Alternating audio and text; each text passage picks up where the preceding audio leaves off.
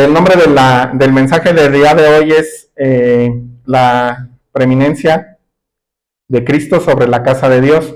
Y ya les había comentado un poquito lo que tiene que ver cómo es que esta palabra preeminencia abarca todo lo que Jesucristo es. Y la palabra es absoluta, es una supremacía total de parte de Dios ante los ángeles, para Moisés, más que los sacerdotes, más que los sacrificios, cualquier otro medio para acercarse a Dios, Jesucristo es preeminente, Él es superior a todo eso. Y eso el libro de Hebreos nos lo va a estar mostrando todas las veces que podamos o que necesitemos abordar este tema. Dios nos va siempre a dar una diferencia muy grande de Jesús con los sacrificios y con todo lo que era en ese tiempo lo que se movía. Entonces, pues la palabra preeminente, nada ni nadie se compara con el poder y la autoridad de nuestro Señor Jesucristo. Esa es una de las palabras. Entonces, pues vamos a iniciar con el mensaje, pero ustedes saben, hermanos, que esto es espiritual y que si el Espíritu Santo no toca sus corazones, sus mentes, y que si a mí no me usa para ser fiel a su palabra, hermanos, esto es una reunión más y no habría cambios ni en tu corazón si yo no fuera fiel en la Escritura, ni el Espíritu no hablara a tu vida. Entonces vamos a orar para que esto suceda. Amado Señor, muchas gracias por permitirme hoy abordar este tema. Señor, nos estamos exponiendo delante de ti y necesitamos la ayuda del Espíritu Santo para mis hermanos y para mí, para yo ser fiel a la hora de transmitir el mensaje y para que ellos puedan recibir palabras, Señor, que pueda fortalecerlos y que sigan ellos avanzando en este conocimiento, no para ser más sabios, sino al contrario, Señor, para ser más humildes delante de ti, porque la humildad y la bondad que tú muestras en los evangelios, Señor, es a lo que queremos nosotros llegar, Señor, que no crezca nuestro yo, sino al contrario, que seamos más humildes como Cristo es. Ayúdanos, Señor, a dejar orgullos, a quitar barreras de nuestra mente, a estar pensando en otras cosas que no tienen ahorita ningún interés, solo en tu palabra, solo en este tiempo, solo frente a tu palabra es que somos edificados. Así que, Señor, pues gracias por este tiempo y que sea el Espíritu Santo hablando nuestras vidas para la gloria y honra de Cristo Jesús. Amén y amén. Bueno, pues vamos a Hebreos 3, 1, 6 y vamos a ir abordando el mensaje. Hebreos 3, 1, 6 y dice: Por tanto, hermanos santos, participantes del llamamiento celestial, consideren a Jesús, el apóstol y sumo sacerdote de nuestra fe, el cual fue fiel al que lo designó, como también lo fue Moisés en toda la casa de Dios. Porque Jesús ha sido considerado digno de más gloria que Moisés, así como el constructor de la casa tiene más honra que la casa.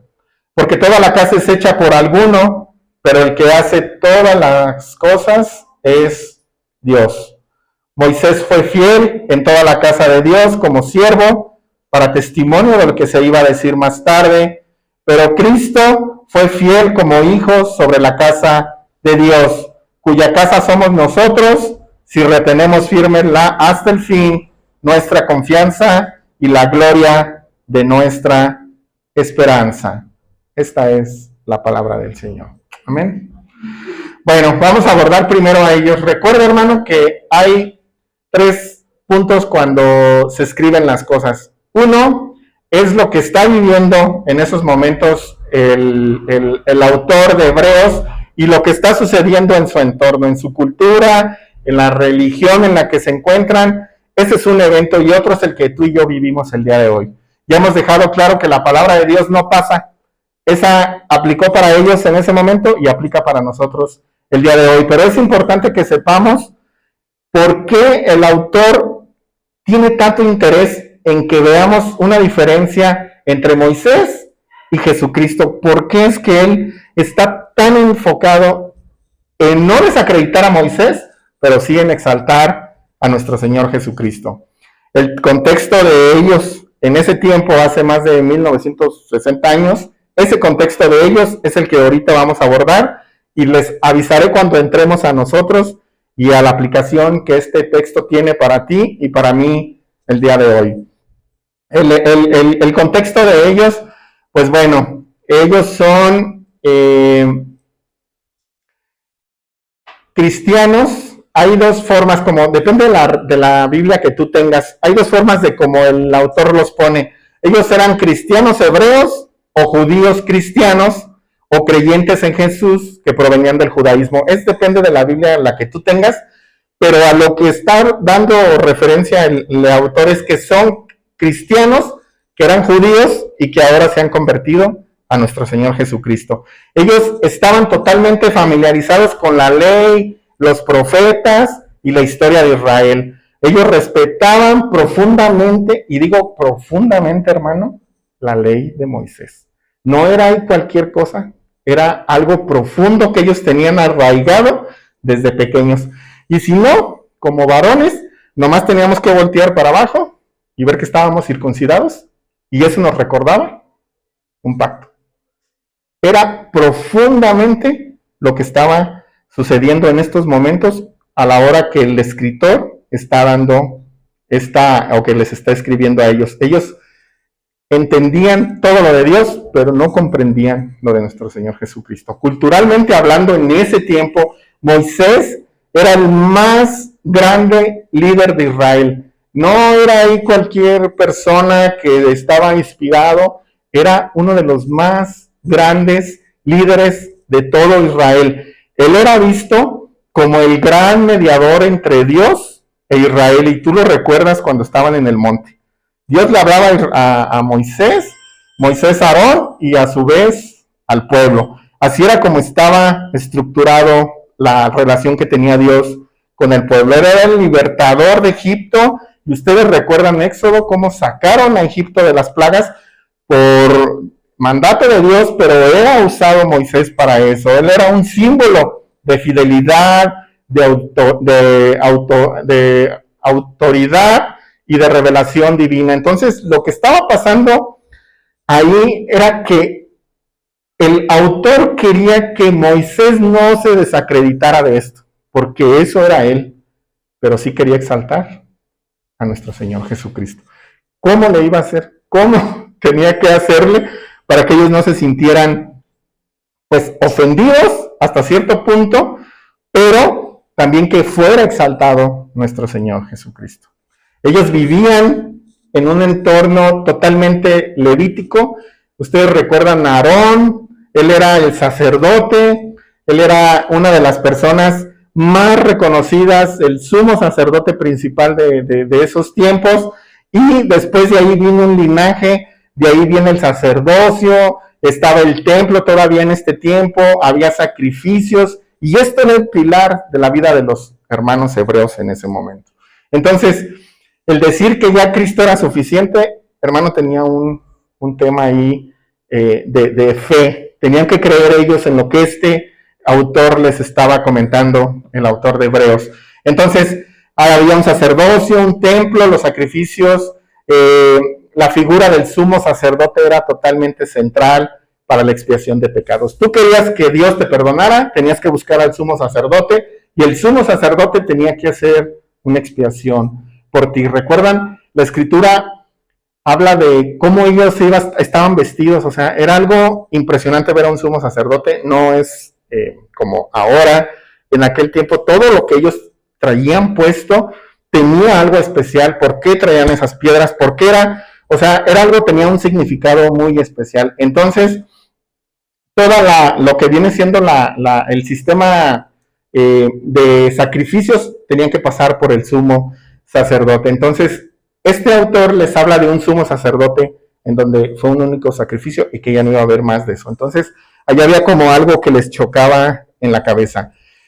Cuando ellos escuchaban de que la casa de Dios, ellos entendían que estaba refiriéndose al templo o a la comunidad de Israel, y que para ellos ese era un lugar sagrado donde Dios habitaba y se manifestaba. Entonces, el decir que ahora los creyentes somos casa de Dios, pues como que no, porque ellos volteaban y veían en Jerusalén todavía el templo de pie, en este tiempo todavía estaba de pie, y veían gente caminando, llevando sus sacrificios, y al sumo sacerdote, esperándolos en la puerta para recibir a sus animalitos, para sacrificarlos para el perdón de pecados. Cuando Cristo ya había venido, Él ya había ascendido al cielo, pero sin embargo todavía existía esto en la cultura de ellos, y esto era lo que el autor de Hebreos estaba preocupado. Si ustedes leyeron conmigo la carta, o este pedacito de la carta, el autor se siente como si tuviera una rapidez, como que una emergencia en decirles, oigan hermanos, Moisés fue fiel en la casa de Dios, pero Cristo es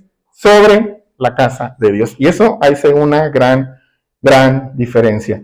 El autor con esta urgencia los llama a cambiar su forma de pensar, no a ahí algo superficial, no, tenían que ellos cambiar su forma de pensar. Ellos necesitaban recordar que su identidad ya no dependía de esos sacrificios ni de lo que estaba pasando en el templo, que su identidad pertenecía o era ya de nuestro Señor Jesucristo. Ellos necesitaban también un llamado a enfocar su fe en Jesús, quien cumple y supera todas las funciones de Moisés y Aarón, porque Moisés era el profeta y Aarón era el sumo sacerdote. Entonces allá había dos funciones, pero que Jesús, él mismo hace esas dos funciones. Había una comparación, este autor está haciendo una comparación que para ellos sacudía todas sus creencias. Entonces no es fácil, hermano. O sea, es que lo leemos muy pronto, muy rápido, pero no es fácil pararse si no tienes el Espíritu Santo, si no has creído realmente lo que Jesús ha dicho, lo que Dios ha dicho. No es fácil pararte en medio de una congregación judía o de algunos hermanos judíos y decirles, esto que están creyendo ya no es. Esto que hacen ya no es, ya ahora es Cristo Jesús. Dice la Escritura que Cristo era digno de más gloria que Moisés. En ningún momento, y eso sí lo quiero recalcar mucho, en ningún momento el autor desacredita a Moisés. Nunca lo desacredita. Ni nosotros lo vamos a desacreditar. Porque fue un siervo fiel para Dios. Entonces, no es que él sea menos, no, simplemente le estaba preparando un camino para la llegada de nuestro Señor Jesucristo. Hay una parte de una advertencia pastoral que hace el autor y dice al final del texto casi, dice, si retenemos firme hasta el fin, y él los llamaba a perseverar, a no retroceder ya eso que estaban, ellos ya habían salido de eso, ya estaban creyendo en Cristo, pero sin embargo todo lo que les estaba pasando alrededor, estaban tentados a volver y a regresar. El autor les dice, ya no vuelvan atrás, ya no regresen atrás, ya esto está cumplido en Cristo Jesús. Hay un problema que enfrentaban ellos y que hoy tú y yo enfrentamos, y ese se llama que ellos en ese punto tenían temor de subestimar a Cristo y de verlo solamente como un maestro más, no verlo como el Hijo de Dios y no verlo como el sumo sacerdote que era en ese momento. Eso muchas veces nos pasa a nosotros. A veces subestimamos a Cristo, no lo vemos como con esa preeminencia que Él tiene, no lo vemos como Hijo de Dios, no lo vemos como el cumplimiento de toda la Escritura. Y entonces ese es un peligro para nosotros también, el minimizarlo, el creer que solo es un ángel, el creer que solamente es un enviado más, un apóstol más. O sea, esos puntos era lo que estaba atacando esta persona aquí. Este autor decía, no, él no es eso, él es absoluto, él es el Hijo de Dios y él es el gran sumo sacerdote.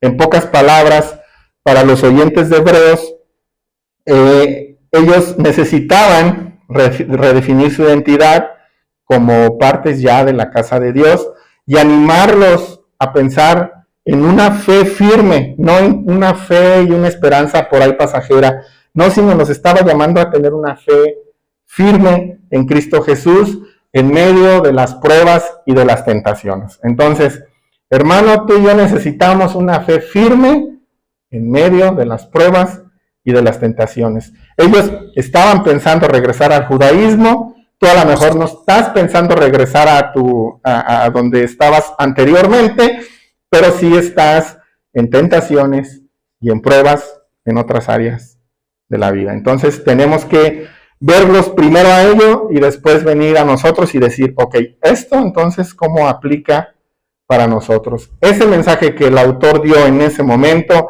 y que compartía la carta con muchas congregaciones y muchas iglesias que se encontraban ahí, era un mensaje totalmente radical. Tenían que dejar todo lo que estaban haciendo, pero también era un mensaje libertador y era un mensaje que les fortalecía a ellos. Entonces, 3 grupos de personas: los que decían sí, dejo las creencias; otros decían no; los que para ellos sí era libertad lo que estaba diciendo el autor, y para otros no era libertad, sino al contrario, regresaron a seguir obedeciendo la ley y a obedecer lo que el judaísmo en ese tiempo mandaba, ¿no? Entonces seguían llevando sus animalitos a el templo a que los sacrificaran para el perdón de pecados.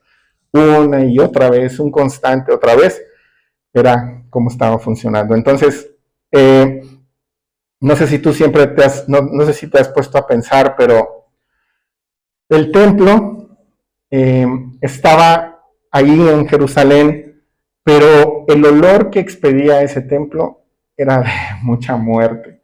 Había muchos animales que se estaban siendo sacrificados. El olor, si tú por ahí pasas y hueles un perrito que se está quemando o algo, es impresionante. Eso es lo que estaba pasando. El olor no los dejaba olvidar. El olor no les permitía desprenderse de las creencias.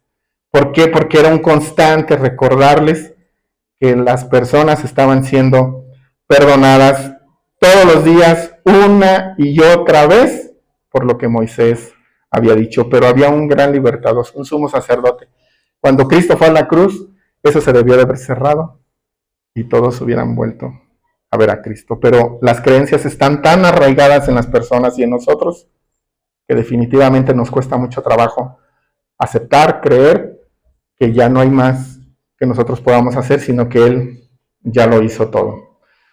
El tema central de Hebreos, de esta porción que te leí, es: Cristo es superior a Moisés, porque mientras Moisés fue fiel como siervo en la casa de Dios, Cristo es hijo fiel sobre la casa, el constructor y el dueño de ella. Entonces hay una diferencia.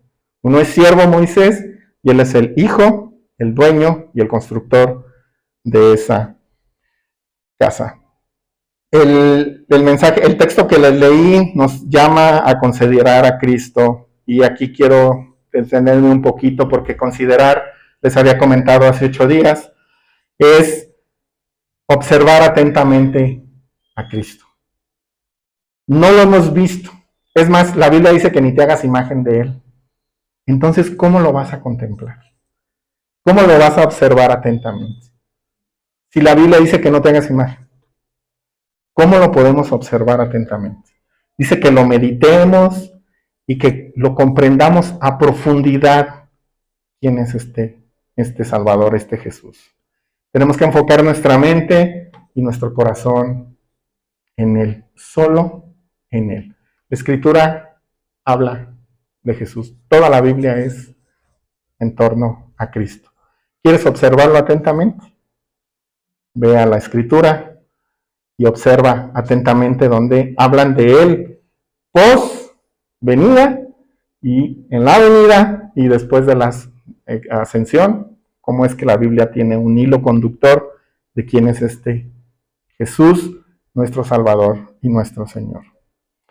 El autor también nos llama y habla como si él fuera un apóstol y un sumo sacerdote. Dice el versículo 1 de Hebreos 3: Por tanto, hermanos santos, participantes del llamamiento celestial, consideren al apóstol y sumo sacerdote de nuestra confesión, que es Cristo Jesús.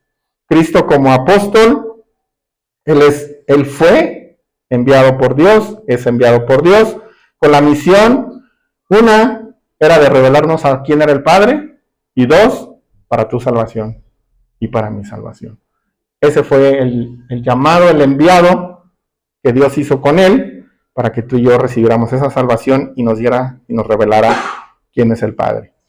Juan 20:21 dice, en Juan 20:21, acompáñenme, dice, Jesús les dijo otra vez, pasa a ustedes, como el Padre me ha enviado, así también yo los envío. Entonces, Juan está diciendo, Jesús es el enviado de Dios, y así como el Padre envió a Jesús, así yo los envío a ustedes. Pero ese va a ser otro mensaje, porque ese es otro mensaje de nosotros como hermanos. Sí tenemos que ir a anunciar este gran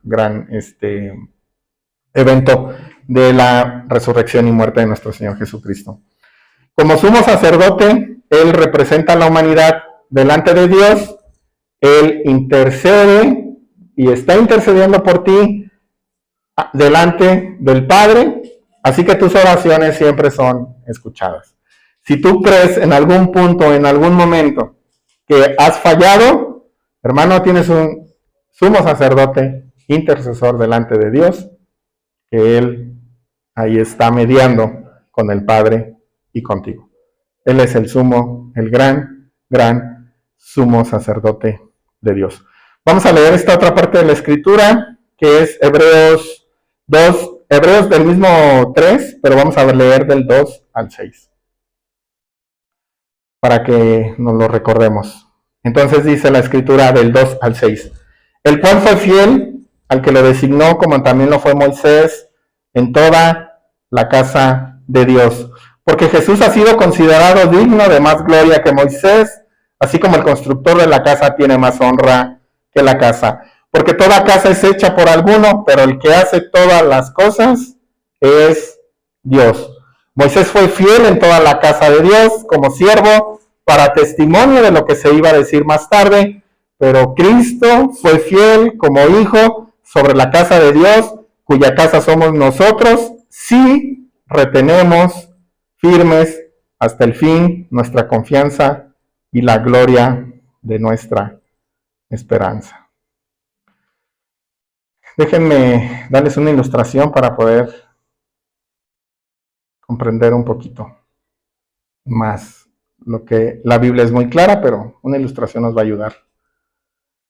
Dice esta ilustración que nos imaginemos una casa grande. Entonces, no te imagines una Infonavit, hermano. Imagínate una de unas 3 hectáreas, así, una casota grande, la de tus sueños si tú quieres. Imagínate esa casota.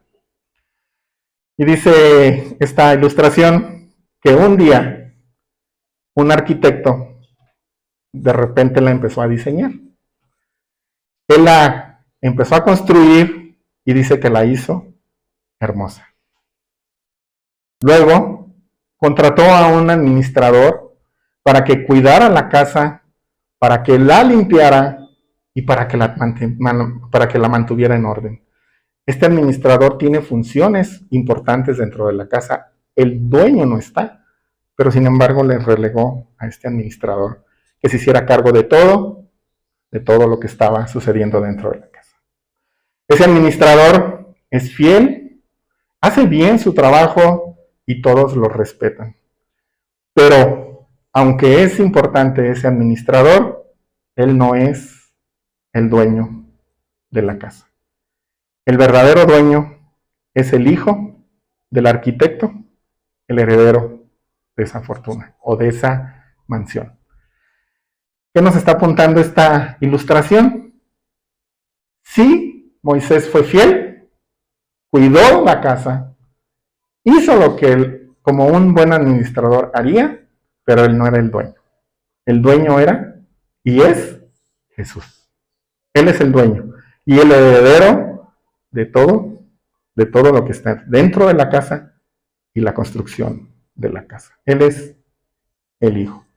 Así fue Moisés, un siervo fiel dentro de la casa de Dios, un administrador obediente, pero Cristo es el heredero, el dueño y constructor de la casa. Vamos a ver unas cualidades de Moisés como un siervo fiel. Moisés no era el dueño ni el arquitecto de la casa, era un siervo dentro de la casa. Eso es diferente, hermano. No era el dueño, era un siervo. Su papel, el papel de Moisés dentro de la casa de Dios, era obedecer, era guiar y era preparar el camino para algo mayor, que era Jesús. Esa era la función dentro de la casa de Dios de Moisés. Su misión de Moisés dentro de esta casa de Dios era liderar al pueblo de Israel y sacarlo de la esclavitud. ¿Tú te acuerdas de ese evento? Cuando los saca de Egipto, los libera y les da una promesa. ¿Cuál era la promesa? De llevarlos a la tierra prometida. Los liberó y los llevaba a la tierra prometida. Moisés no pudo entrar, pero esa ya lo veremos en otra cosa. Entonces, él fue fiel, hermano. Él fue fiel en todo ese proceso. Y tú lo puedes ver en Éxodo, desde el capítulo 1, y todo lo que él fue. Él fue también, Moisés, un representante dentro de la casa de Dios, como representante de la ley delante de Dios para los hombres. Entonces, él, la ley, el tabernáculo, el sacerdocio, él era el mediador del pueblo con Dios. El pueblo a veces no quería hablar con Dios y él mediaba. Dios quería destruir al pueblo de Israel y Moisés mediaba. Él era un mediador entre Dios y nosotros. Un mediador fiel. Esa palabra no la quitemos de la boca, hermano. Era fiel. Moisés también representó una figura de transición para nosotros el día de hoy, que tenemos todo el canon abierto para nosotros. Moisés es un ejemplo de la fidelidad humana que deberíamos de tener todos los hermanos dentro de las iglesias. Él era fiel a la promesa, fiel a Dios, fiel a lo que se decía, no le quitaba ni le ponía la palabra. La única vez que sucedió eso, fue perdonado por Dios y de ahí para allá él creció en fe.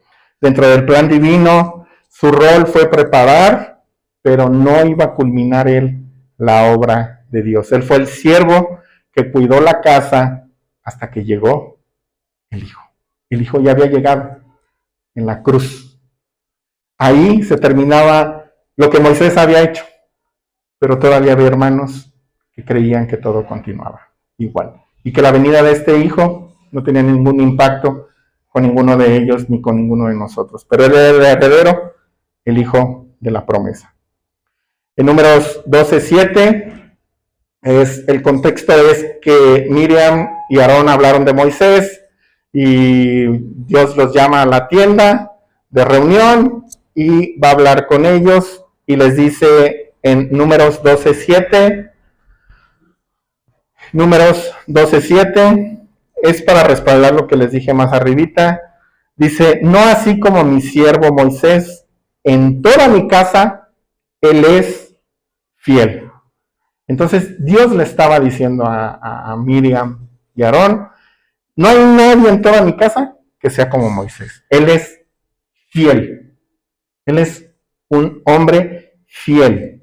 Deuteronomio 18:18 también apuntaba a lo que ya le había dado, a lo que ya le había dicho Dios a Moisés, de un descendiente que se iba a levantar, de un profeta que iba a hablar. Dice Deuteronomio 18:18, un profeta como tú voy a levantar de entre sus hermanos y pondré mis palabras en su boca y él hará todo lo que yo les mande.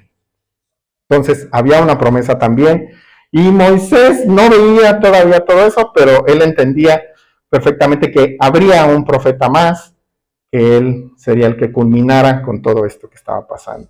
Dice Juan 5:46, esas son palabras del apóstol Juan que le escuchó decir a Jesús, porque si creyeras a Moisés, me creerás a mí, porque él escribió, porque de mí escribió él. Entonces, Jesús mismo le está dando autoridad a Moisés como un siervo fiel. Él era fiel, él era un siervo fiel. Ahora observemos un poco y más profundamente a nuestro Señor Jesucristo como el Hijo sobre la casa, como un hijo sobre la casa. Número 1, hermano, Él es el constructor de la casa, ¿sí? Él la construyó para que tú y yo habitáramos. No te quedes allá caminando en el desierto, ese era su pueblo, esa era su casa en ese tiempo, pero hoy tú y yo somos esta casa por lo que Jesús ha hecho. Colosenses 1:16 dice, porque en Él, en Cristo, fueron creadas todas las cosas, tanto en los cielos como en la tierra, lo visible, lo invisible, ya sean tronos, dominios o poderes o autoridades, todo ha sido creado por medio de Él y para Él. Él es el constructor, hermano, de la casa de Dios. También de todo lo que tú hoy podemos ver, lo visible y lo que no está visible.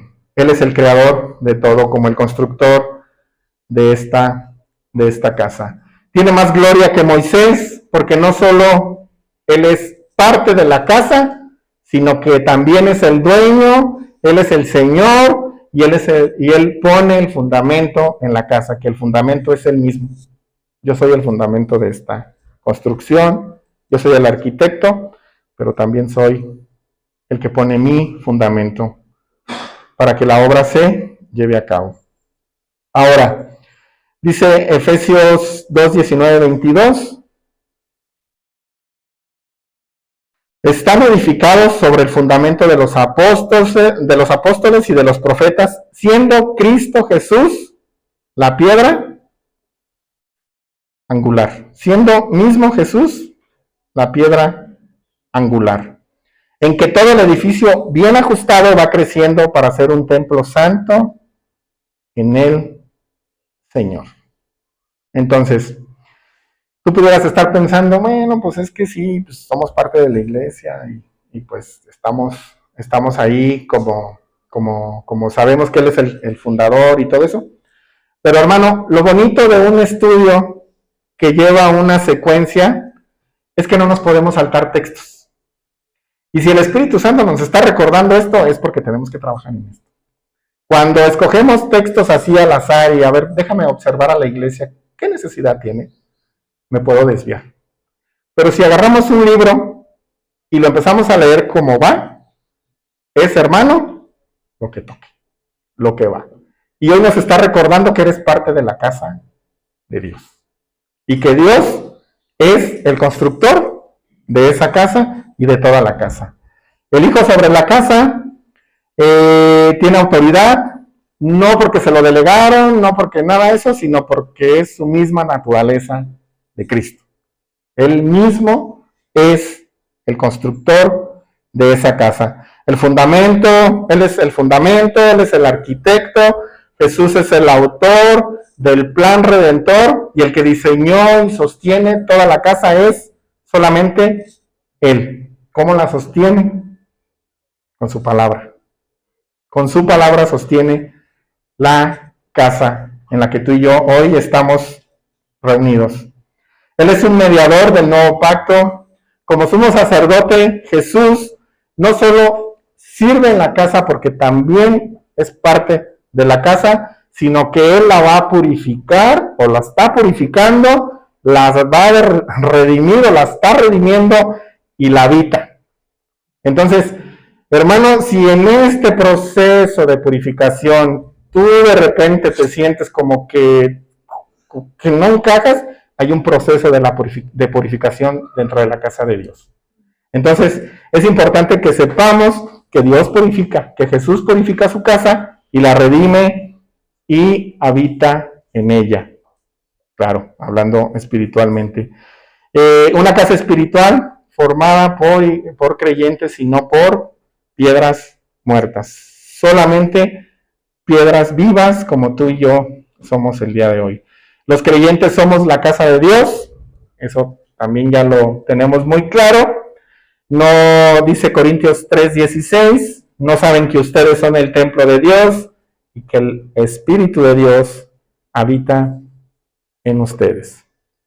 Donde me voy a aterrizar, quise pasar rápido este tema de la casa de Dios porque todo lo tenemos muy claro, pero donde voy a aterrizar es, si leyeron conmigo de una manera lenta el último texto, que dice que nosotros somos la casa de Dios, sí, solamente sí, confiamos y tenemos esperanza. Allí es donde vamos a aterrizar un poquito el texto. Me quise pasar rápido porque ya lo tenemos presente, pero hermano, ¿estás dentro de la casa de Dios? Sí, amén. Solo sí tienes fe y esperanza. ¿En qué? ¿O en quién? Solo en Él. Jesús nos llama, hermano, en este texto, el autor les está diciendo a ellos y nos está diciendo ahorita que debemos de tener una fe como caminando hacia la madurez. No una fe, la que ya tienes, hermano. Eso es importante. Pero esa fe tiene que ser moldeada porque tienes que crecer en esa fe. La fe que tú tienes ahorita no es la medida que debes de tener. Debes de tener una fe más grande a todas sus promesas, no nomás algunas. Dice, la fe como un proceso, ¿sí, hermano? Es como un proceso. Nos va a llevar ese proceso a la perfección en Cristo Jesús. Esta fe a la que yo te estoy diciendo no es la estática, no es la que ya tengo fe y pues ya. Es una fe dinámica, una fe activa, algo que se mueve, que está en constante movimiento, que se va a fortalecer en medio conforme vayamos caminando. Es que yo ya tengo fe, hermano, tienes que activar esa fe, tienes que activarla y se tiene que ir fortaleciendo conforme vamos caminando, con los obstáculos, con las pruebas, con lo que vayamos pasando adelante, esa fe tiene que ir creciendo. La fe, esta fe, la que tú y yo tenemos hasta el día de hoy, se tiene que ir purificando en las pruebas. En las pruebas es donde se purifica la fe. Ahí es donde realmente se prueba si tienes fe o no tienes fe. Dijo Beto hace rato en la introducción. ¿Creció en fe o no creció en fe? ¿Creciste en fe por lo que vivió? Por supuesto que sí. ¿Por qué? Porque vio que Dios era fiel y creyó en su promesa y creció en fe. En medio de esas pruebas, hermano, es donde crecemos en fe. La fe que tenemos hasta ahorita está bien, qué bueno, estamos reunidos, pero tenemos que ir creciendo. ¿Hacia dónde? Hacia Jesús, como el autor y el consumador de la fe. Tenemos que llegar hasta la estatura de Él, y tienes un proceso y tenemos que estar caminando en Él. ¿De qué tamaño es tu fe si la pudieras medir ahorita? ¿Hasta aquí? ¿Por aquí? ¿O por allá? ¿O tal vez está chiquita? Dice Jesús, si tan solo tuvieran la fe de un granito de mostaza, de una semilla de mostaza. ¿De qué tamaño es la fe, hermano, que tienes el día de hoy? Puedes decir, yo puedo pasar esta prueba y sé y confío en las promesas de mi Dios. Yo sé que esto me va a pulir, me va a purificar, pero sé que más adelante saldré victorioso de eso. O no quieres ni entrar a la prueba porque estás pensando que tal vez tal vez Dios en ese proceso se olvide de ti. ¿Cuál es el tamaño de la fe que tenemos? Porque acuérdate que para ser parte de la casa de Dios, debemos tener fe y esperanza. Ya tenemos fe. Todos estamos aquí por fe, ¿no, hermano? Claro. Entonces, dice Hebreos 12:2, más adelante en la carta, hay una carrera y una carrera del cristiano. Dice el número 1, en Hebreos 12:1, por tanto, puesto que tenemos alrededor de nosotros una nube de testigos, despojémonos. Número 1, despójate. Aligera el camino hacia la fe. Despójate de todo peso y de pecado. Despójate de todo peso y de pecado. ¿Aquí o caminando? ¿Han visto esas personas que luego van en maratones y que van aventando todo porque quieren aligerar el camino para alcanzar la meta? Hermano, camina en fe y ve despojándote de tu pecado, de todo peso que te impida llegar a la meta que es con el autor y el consumador de la fe. Dice el autor aquí, dice que despojémonos también de todo peso y del pecado que tan fácilmente te envuelve. Eso es fácil, dice, todo el pecado te va a envolver fácilmente para que no alcances a llegar a la estatura del varón perfecto. Pero sin embargo da palabras de aliento al autor y dice que corramos con paciencia. ¿Han corrido con paciencia? No se puede, o corres o no corres o qué, pero corran con paciencia, o sea, rápido pero despacio. Y confiando en el Señor. Corramos con paciencia la carrera que tenemos por delante. Puesto los ojos, ¿en quién, hermano? ¿En el que va delante de mí? No, en Jesús, el autor y el consumador de la fe, quien por el gozo puesto delante de él soportó la cruz por ti, por ti, por ti, por ti y por mí. Somos parte de la casa de Dios, solo si tenemos fe. La esperanza, hermano, también hay una parte ahí que quiero tocar. Dice Romanos 8, 24, 25. Ese me va a ayudar a poder explicar ya de forma más rápida, porque ya Beto puso la música. Dice, porque en esperanza hemos sido salvados. Hermano, tú fuiste salvado en esperanza, pero la esperanza que se ve no es esperanza. O sea, tal vez la esperanza que estás esperando ver esa dice que el autor que no es esperanza. La esperanza es la que no ves. ¿Pero cómo? ¿Cómo es eso? Dice el autor, porque espera lo que uno quiere ver. O sea, no esperes ver, solo ten esperanza y solo ten fe. ¿Sí? No esperen ver, no, es que yo quiero ver, no, hermano, no esperes ver, tampoco, dice que no esperemos ver la esperanza y ni tampoco podamos ver lo de la fe, tampoco. Dice, llamados a perseverancia, debemos mantenernos firmes en la fe y la esperanza y llamarnos a perseverar todos los días para ti y para mí.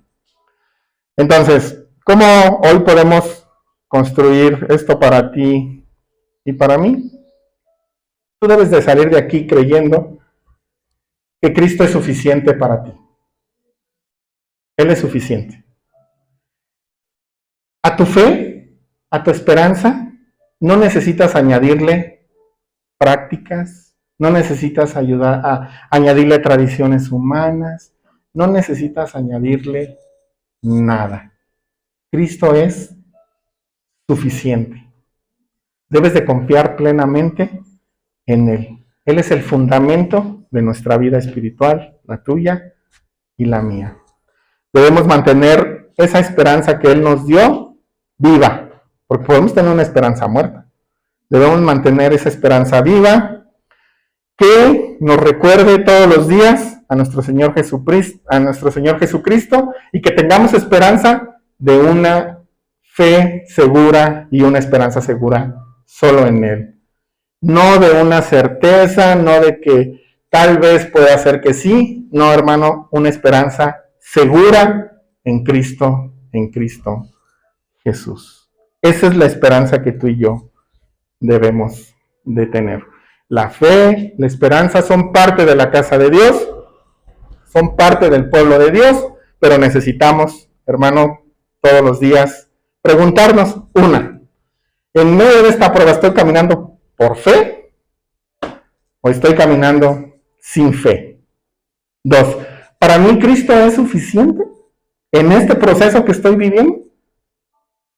¿O tal vez me olvido en el camino que Él es el dueño de todo? Creo, tal vez, que puede hacer que me ayude, o tengo realmente la certeza que creceremos juntos como iglesia para los propósitos de Él y solo de Él. Moisés fiel, Él es el dueño de la casa, el constructor de la casa. Él es a quien nosotros, tú y yo, estamos unidos porque somos parte de su casa. Tú y yo somos parte de su casa. Vamos a orar. Amado Señor, muchas gracias por tu palabra. Agradecemos por estos hermanos que hoy están aquí reunidos, que porque sabemos que no hemos visto, Señor, nuestros ojos naturales, pero tenemos fe y esperanza en Cristo Jesús. Sabemos, Señor, que fue a la cruz. También entendemos por fe que Él resucitó al tercer día, y entendemos también por fe, Señor, que Él nos llama a una casa, a un lugar seguro, que es su casa, la iglesia en la que hoy pertenecemos. Gracias a Dios porque ya no somos vagabundos espirituales. Gracias a Dios porque tenemos un hogar a donde acudir si estamos cansados, atribulados, si estamos gozosos. Gracias a Dios por cada uno de los hermanos que forman parte de las iglesias a nivel mundial y a nivel local. Señor, porque cada uno de ellos es precioso y valioso para ti. Cada uno de ellos es especial para ti, una piedra especial para ti. Gracias porque tu iglesia respira. No es un monumento solo de ladrillos fríos y de ladrillos altos que se enmojecen con el tiempo. La iglesia de Cristo respira, vive, siente, ama, se llena de bondad y pasa por pruebas y por procesos. Gracias por esa iglesia en la que pertenecemos cada uno de nosotros. La gloria y la alabanza es solo para ti, Señor, en el nombre de Jesús. Amén.